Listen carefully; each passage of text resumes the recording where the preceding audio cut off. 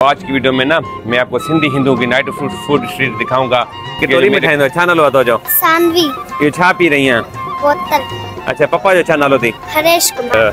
हरेश कुमार वाहेगुरु वाहेगुरु जय झूलेलाल। जय झूलेलाल। अच्छा यो बेकरी तहां जी पांजी है? हां साईं। घणो टाइम थियो तहां के? असा साल थियो साईं। 1 साल थियो है। हां पप्पा जो छा नालो? पानी पूरी खाना आया हो जा?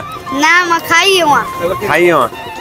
अच्छा सिंधी में लिखियल है साईं भोजराम दरबार। तो ही दिसो ए देसी जी पुरानी दरबार साईं भोजराम दरबार। नालो छा है तवां जो साईं? इंद्रलाल। अच्छा इंद्रलाल तवां जी छा विझदो इनमें? आलू छोला। अच्छा बसर संगर।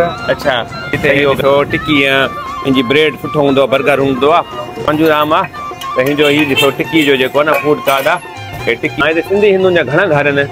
2.5-3 घर आहिनि पाउंड 2.5 को 3000 2500 को 3000 घर आहिनि सिंधी हिंदुनि जा। दरबारनि में शाम जो पाठशाला हुननि छा नालो तव्हां जो? सुहाना। हां तव्हां जो छा नालो आहे? आरोही। अच्छा काॾे वई हुई तव्हां? पाठशाला। अच्छा कहिड़ी दरबार पाठशाला पढ़ंदा आहियो? लंडन की दरबार। ॾिसो इहो ॿुधंदो पाठशाला सिंधी जी कॉलोनी आहे त हिन कॉलोनी जो नालो ताराचंद कॉलोनी आहे। जंहिं बि हिते तव्हां सिंधी जी दरबार ॾिसो त हिते ॾींहुं हलंदो पियो हूंदो आहे जीअं साईं झूलेलाल दरबार हलंदो पियो आहे न। सॼनि खां पहिरें समाधि साईं बाबा हीरानंद साहिब की समाधि ही दिसो। हाय फ्रेंड्स नमस्ते जय झूलेलाल। फ्रेंड्स आज की वीडियो में मैं दिखाऊंगा अपने शहर ढेरकी सिंध पाकिस्तान में Sindhi Hindu night food street. क्योंकि ये जो वीडियो होगी इसमें काफ़ी जो है ना मैं सिंधी में बात करूंगा क्योंकि मेरी काफ़ी ऑडियंस जो है ना सिंध समाज से हैं। वो काफ़ी मुझे कहते हैं कि आप जो है ना व्लॉग में सिंधी थोड़ी शामिल करें। तो आज की वीडियो में ना मैं आपको सिंधी हिंदू की नाइट फूड स्ट्रीट दिखाऊंगा।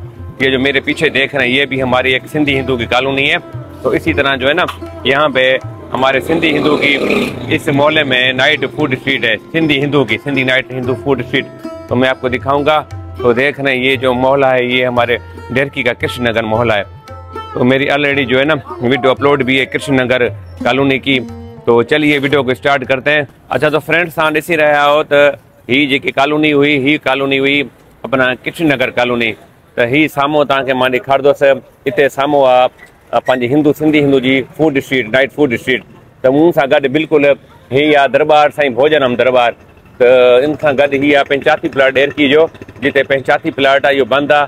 तव्हांखे ॿी ॾेखारींदुसि हे दरबार जो ॿाहिरों जो जेको न ॿियो कुझु इन तरह आहे। त हीअ सिंधी में लिखियल आहे साईं भोजराम दरबार। त हीअ ॾिसो हे ढेरकी जी पुराणी दरबार आहे साईं भोजराम दरबार। त हिन जो जेको आहे वीडियो मां अपलोड हिन जो वीडियो ऑलरेडी मां अपलोड कयो आहे मुंहिंजे चैनल ते साईं भोजराम दरबार तव्हां ॾिसंदव तव्हांखे मिलंदो। त हाणे हलूं था साम्हूं जेको आहे न जिते शाम जो हिते जेकी सिंधी हिंदू आहिनि उनजी नाइट फूड स्ट्रीट लॻंदी आहे तो तव्हांखे मां उहो ॾेखारियां थो। अच्छा तो फ्रेंड्स मैं जो है ना यहाँ पे पहुँच गया हूँ। ये हमारे जो फूड स्ट्रीट है ये सारे हमारे सिंधी हिंदू हैं। तो यहाँ पे एक मंदिर भी है दरबार है इसको बाबा हीरानंद मंदिर दरबार कहा जाता है। तो इसका भी विजिट करवाता हूँ। तो चलिए यहाँ पे ना जो हमारे ये सिंधी हिंदू है थोड़ा इनसे ना हम पूछते हैं फिर आपको बताते हैं।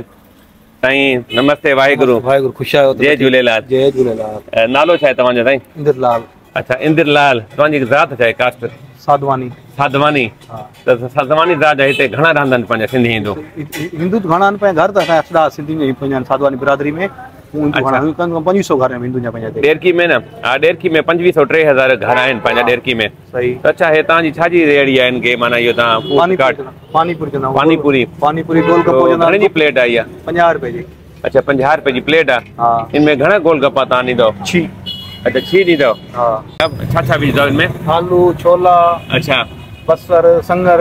अच्छा सही हो गया। मसालो। अच्छा मसालो रायतो। इहो मसालो हथ जो हूंदो आहे माना कीअं? हथ जो तयारु हूंदो आहे। तो फ्रेंड्स तव्हां ॾिसी रहिया आहियो त हे असांजो पंहिंजो सिंधी हिंदू आहे। त तव्हां साम्हूं दरबार बि ॾिसी रहिया आहियो। त साम्हूं हिकु हे बि आहे पंहिंजो सिंधी आहे। तव्हांखे हिन सां बि ॾेखारियूं था वरी तव्हांखे दरबार जो दर्शन करायूं था। महिरबानी तव्हांजी जय झूलेलाल। छा नालो आहे तुंहिंजो? इहो छा खाई रहियो आहे तूं? हाँ डेली खाईंदो आहे? ॿुध सही हर रोज़ खाईंदो आहे? हाँ ना केड़ी क्लास में पढ़दो है? 1 क्लास में। तो फ्रेंड्स ये मैं इनसे ना सिंधी में बात कर रहा था तो ये देख रहे थे। तो जो छा नालो है? विवान। हाँ विवान। तो तू भी पानी पूरी खाना आया हो जा? ना मैं खाई हूँ। अच्छा सही। अच्छा तो फ्रेंड्स तव्हां हे पानी पूरी ॾिठी वे बिल्कुलु इन तरह गॾु असांजो ॿियो बि सिंधी हिंदू आहे जिते हे ॾिसो टिक्की इनजी ब्रेड सुठो हूंदो आहे, बर्गर हूंदो आहे। तो इनको असां पुछूं था त माना छा छा रेट आहे, त हे ॾिसो नालो बि पुछूं था इनजो छा छा नालो आहे। साईं नमस्ते साईं, जय झूलेलाल। जय झूलेलाल। त छा नालो आहे तव्हांजो? नालो साईं पंजूराम। पंजूराम। त घणो टाइम थी वियो तव्हांखे माना इहो फूड कार्ट? 7 साल थी विया आहिनि मूंखे हाणे। 7 साल। कास्ट छा आहे पंहिंजी ज़ात? ज़ात वालेचा। हाँ वालेचा। वालेचा। असल देरकी जा आयो किथे ॿिए जा आहियो? कंदकोट जा। कंदकोट जा आयो। हाँ। तो फ्रेंड्स ये जो है ना पहले कंदकोट सिटी का था, अभी जो है ना डेरकी में 7 साल हो गए। हाँ। तो मैं क्या है ना सिंधी भी हिंदी भी गा रहा हूँ, क्योंकि साहब काफ़ी जो है ना मेरी सिंधी की भी आइडियांस है। ये जो इसका फूड कार्ट है वेजिटेबल है सारा, जो है ना यहाँ पे आलू टिक्की का जो है ना बर्गर होता है। ये आलू टिक्की जो घणे जो बर्गर आहे इहो? 50 रुपए। 50 रुपए 30 रुपया। अच्छा 50 ऐं 30 रुपए जो। तो तव्हां हिते कहिड़े टाइम ईंदा आहियो शाम जो? 5 बजे। अच्छा रात 11 ताईं। 5 को रात 11 ताईं। हाँ। कमु कर सुठो आहे तव्हांजो? हाँ 5 किलो शुक्र। गुज़ारो थी वेंदो आहे? हाँ गंज। सही सही। हे फ्रेंड्स तव्हां ॾिसी रहियो हो, त वॾी महिरबानी तव्हांजी। जय झूलेलाल। जय झूलेलाल। फ्रेंड्स ये ॾिसी रहिया आहियो, बिल्कुलु साइड में लिम्का बोतल थींदी आहे। त छा नालो आहे तुंहिंजो? पारस नालो आहे। ये देख फ्रेंड्स छोटा सा बच्चा है पारस, यहाँ पे ना बोतलें चला रहा। घणे जी बोतल आहे? घणे जी हिकिड़ी? 50 रुपए जी। त हिकु गुड़िया बि पी रही आहे, इन कटोरी में ठाहींदो। छा नालो आहे तुंहिंजो? सानवी। इहो छा पी रही आहे? बोतल। अच्छा पप्पा जो छा नालो अथई? हरेश कुमार। हरेश कुमार। कहिड़ी क्लास में पढ़ंदी आहे? 3 क्लास में। तो फ्रेंड्स ये देखें ये 3 क्लास में ना पढ़ती है। तो ये एक लिम्का बोतल होती है, हमारे पास 50 रुपए की मिलती है। तो ये देख रहे हैं सारी जो है ना हमारे सिंधी हिंदू की फूड स्ट्रीट है। तो ये भी शॉप जो है ना हमारे सिंधी हिंदू का है। तो सामने भी एक वो हमारा सिंधी हिंदू है। तो इस दुकान का नाम जो है ना स्मार्ट बेकर्स लिखा हुआ है। विनेश कुमार, ये देखे फ्रेंड्स विनेश कुमार नालो चावला लिखा हुआ है। तो ॾिसो तव्हां असांजे वटि सिंधी में चावला बि रहंदा आहिनि। तो हे ॾिसो। नमस्ते वाहेगुरु। वाहेगुरु साईं। जय झूलेलाल। जय झूलेलाल। अच्छा इहो बेकरी तव्हांजी पंहिंजी आहे? हाँ साईं। घणो टाइम थी वियो तव्हांखे? असांखे साल थियो साईं। 1 साल थी वियो आहे। तव्हांजे पप्पा जो छा नालो आहे? लहरी राम। फ्रेंड्स हिनजो जेको पप्पा आहे लहरी राम, डेरकी में फेवरेट आहे, मशहूरु आहे।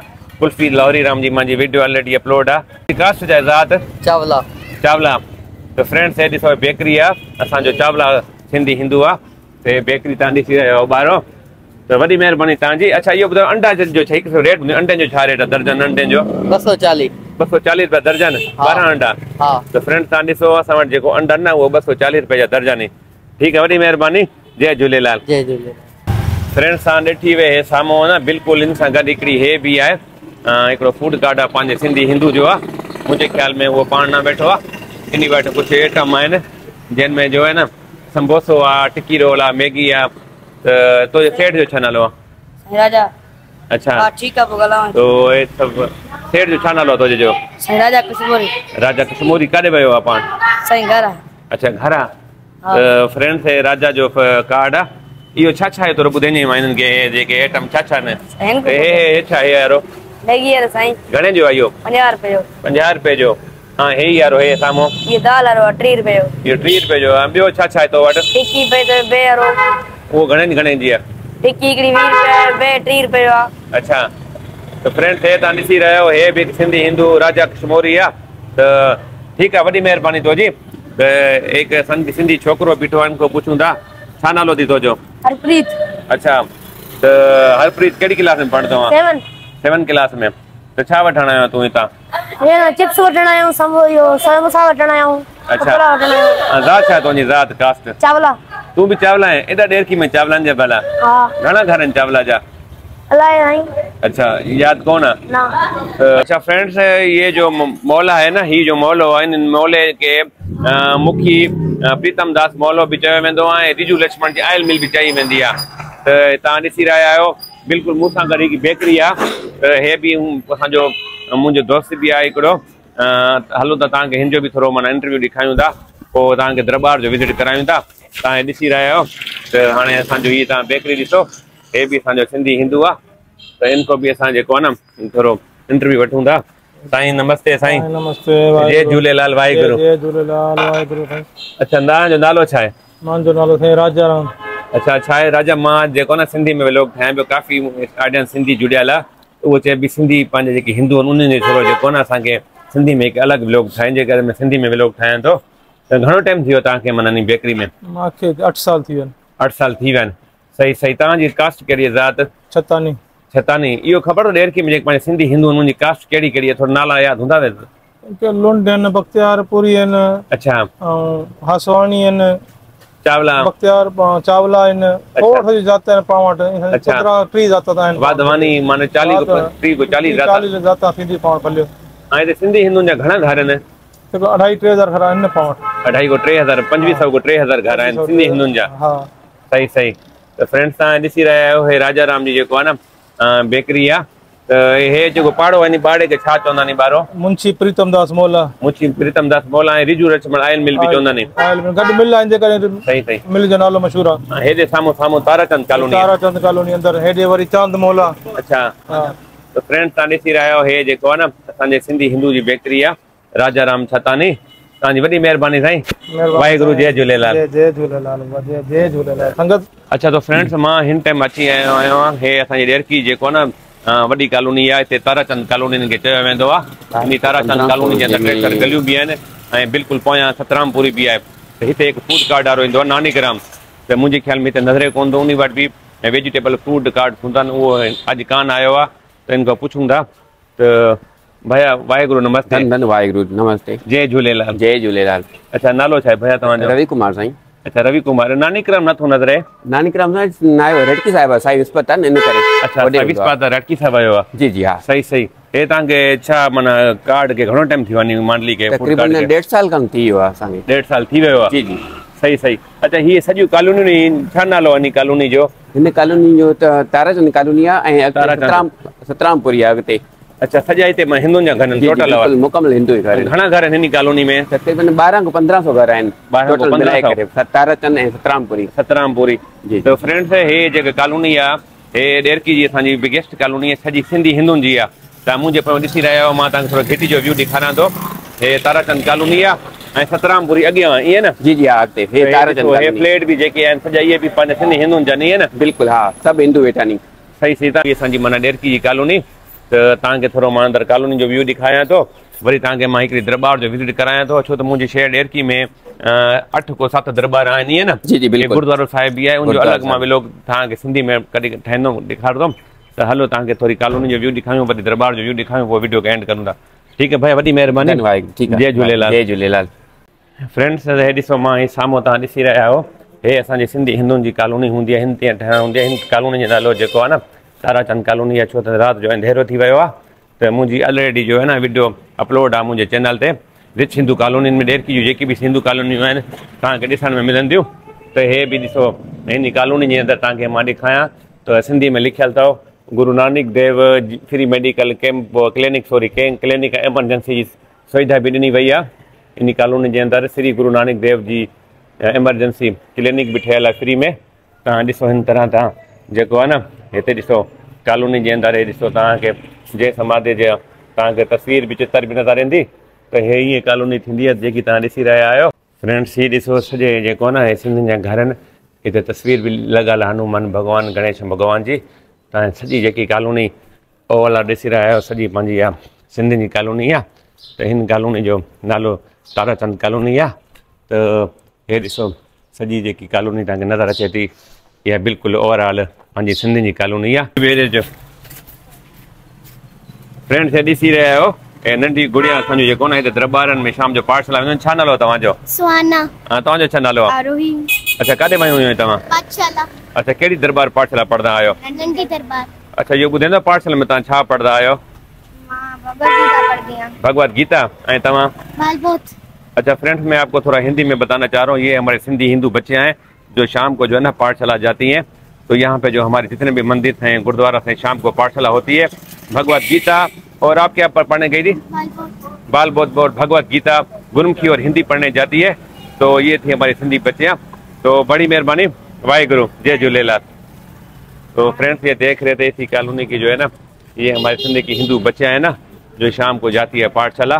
तो इसी तरह ये हमारे सिंध में जो हम हिंदू रहते हैं। अच्छा तो फ्रेंड्स तो हाँ अस हलूँ था हे दरबार अज था वीडियो शुरू कई थे बाबा हीरानंद दरबार। तक दरबार जो दर्शन करायूं था वीडियो के एंड करूँ था। ॾिठी वे सॼी फूड स्ट्रीट हुई जेकी पंहिंजी सिंधी हिंदुनि जी हुई। तो हींअर तव्हांखे जेको न दरबार मां ॾेखारियां थो। तो हीअ दरबार आहे बाबा हीरानंद दरबार। त त हे हिकु शेवादारी बीठो आहे हिते दरबार में शेवा कंदो आहे। साईं वाहेगुरु साईं, जय बाबा हीरानंद, जय झूलेलाल, जय झूलेलाल, जय बाबा कीमत राम, जय बाबा कीमत राम। अच्छा, तव्हां हिते शेवा कंदा आहियो? हा साईं। नालो तव्हांजो? फतेहचंद। अच्छा, घणो टाइम थी वियो हिते शेवा कंदा आहियो तव्हां? 5 साल थी विया। 5 साल थी विया आहिनि? हा। त फतेहचंद जी जी। तो ज़ात छा आहे तव्हांजी कास्ट? गही। हाँ, गही गही। तो फ्रेंड्स गही कास्ट जा हुया। त हलो तव्हांखे जेको न हाणे दरबार जो असां दर्शन करायूं था। त हीअ ॾिसो दरबार जो ॿाहिरो कुझु इन तरह ईअं व्यू आहे। त हे ॾिसो हे ॾीओ बि हली रहियो आहे। त हे ॾिसो जंहिं बि हिते तव्हां सिंध जी दरबार ॾिसंदव त हिते ॾीओ हलंदो पियो हूंदो आहे, जीअं असांजी झूलेलाल दरबार ते हलंदो पियो हूंदो आहे न। त ईअं ई माना हीअ दरबार जो ॿाहिरो व्यू आहे। असां हाणे जेको आहे न मथे ते टोपी पायूं था त पोइ हलूं था पंहिंजो अंदरि। अच्छा, त फ्रेंड्स मां हाणे दरबार में अची रहियो आहियां। त तव्हांखे दरबार जे अंदरि मां थोरो नज़ारो ॾेखारियां थो। त हे अचण सां पहिरीं ई असां त घंट वॼंदासीं जय बाबा कीमत राम, सतनाम वाहेगुरु। त फ्रेंड्स हीअ ॾिसो दरबार में जीअं असां अंदरि दाख़िल थींदासीं त हिते तव्हांखे शिवलिंग मिलंदी। त हिते ॾिसो माता जी तस्वीर बि मिलंदी। त हे ॾिसो हर हर महादेव, जय भोलेनाथ। तो फ्रेंड्स हे ॾिसो हिते बिल्कुलु शिवालो ठहियलु आहे। उन खां बाद में असांजे दरबार जे अंदरि जीअं ईंदासीं त हे ॾिसो हिते जेको आहे न सॼनि खां पहिरें समाधि साईं बाबा हीरानंद साहिब जी समाधि। ही ॾिसो हे समाधि आहे बाबा हीरानंद साहिब जी। त बाबा हीरानंद साहिब ऐं बाबा कीमत राम साहिब जी तस्वीर बि तव्हां ॾिसी रहिया आहियो। त तव्हांखे मां हीअ शइ ॿुधाईंदो हलां त पंहिंजो भगवत गीता जो पाठ आहे। ऐं हीअ जेको आहे गुरु ग्रंथ साहिब जी को प्रकाश आहे। हिते गुरु ग्रंथ साहिब जी जो जेको आहे न प्रकाश विराजमान हूंदो आहे। त हे ॾिसो गुरु ग्रंथ साहिब जी सतनाम श्री वाहेगुरु। त हे भगवत गीता ऐं हीअ साम्हूं ॾिसो हिते बि साईं बाबा हीरानंद साहिब जी तस्वीर, कृष्ण भॻवान जी ऐं बाबा कीमत राम साहिब जी। त हीअ दरबार आहे त जेको तव्हां ॾिसी रहिया आहियो। त हीअ अच्छा, त फ्रेंड्स मां हिन वीडियो में तव्हांखे 2 लिंक डिस्क्रिप्शन में मां हणंदुमि, जिन में तव्हां ॾिसिजो त असां पाकिस्तान में जेके सिंधी हिंदू रहंदा आहियूं होली ऐं ॾियारी कीअं सेलिब्रेट कंदा आहियूं। ऐं ताज़ो ई असां होली सेलिब्रेट कईसीं ऐं ॾियारी बि कईसीं। उहो बि ज़रूरु हिन वीडियो जी डिस्क्रिप्शन में लिंक में मां ऐड कंदुमि, वो ज़रूर ॾिसिजो तव्हांखे। अच्छा, तो फ्रेंड्स जैसा कि देखा होगा आज की वीडियो मैंने आपको दिखाया ये मेरा शहर ढेरकी था, जहाँ पे हम हिंदू रहते हैं। तो मैंने आज की वीडियो में दिखाया जो हमारे सिंधी हिंदू होते हैं उनकी नाइट फूड स्ट्रीट थी। साथ में मैंने आपको यहाँ पे दरबार का व्यू दिखाया, कुछ कॉलोनी का भी व्यू दिखाया। तो ये वीडियो मेरी तकरीबन काफ़ी सिंधी लैंग्वेज में थी। तो जीअं तव्हां मुंहिंजे सिंधी भाइर जेके बि ॾिसी रहिया आहियो हिंद सिंध का ज़रूरु ॿुधाइजो वीडियो तव्हांखे कीअं लॻी ऐं मुंहिंजी वीडियो खे ज़रूरु शेयर कजो, जीअं त जेके बि सिंधी रहनि था हिंद सिंध में या पूरी दुनिया में उनखे ख़बर पए त पाकिस्तान जे अंदरि सिंधियुनि जो छा लाइफ स्टाइल आहे। वीडियो खे ज़रूरु लाइक कमेंट शेयर ज़रूरु कजो। तो गाइस उसके लिए मिलते हैं नेक्स्ट वीडियो में। बाय बाय, नमस्ते, जय श्री राम, जय झूलेलाल, सतनाम वाहेगुरु, जय झूलेलाल।